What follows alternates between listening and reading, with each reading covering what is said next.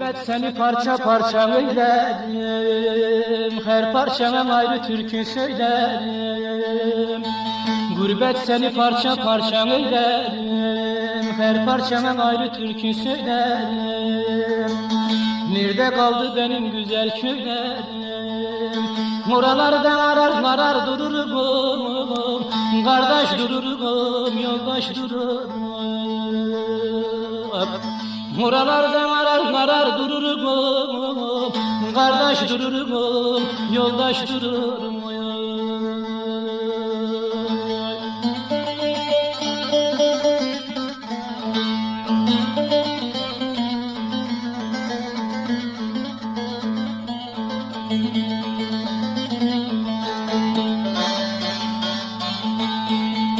Öküz arabası çeker giderdi, tarlaya tohumu eker giderdi.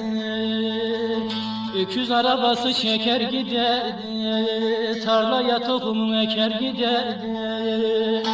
Irmak kenarında yatar giderdi, kumsallardan arar dururum, kardeş dururum, yoldaş dururum.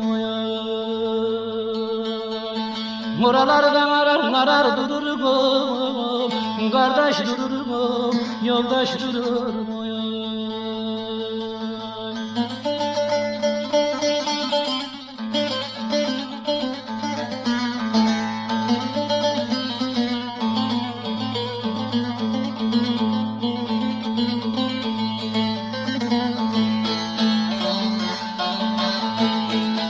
İstanbul, İzmir'i birden Ankara, fakirlik yoksulluk düşürdü dara.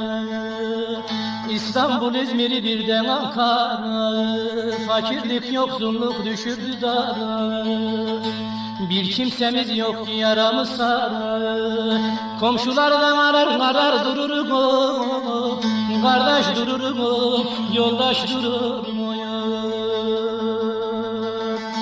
Komşulardan arar dururum, kardeş dururum, yoldaş dururum.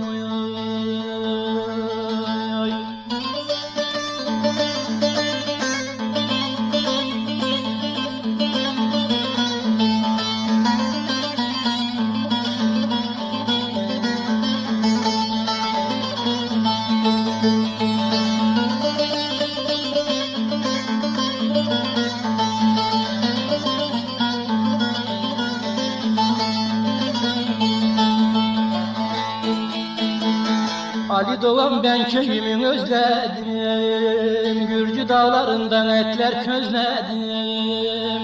Ali Doğan ben köyümü özledim, Dumanlı dağlardan etler közledim.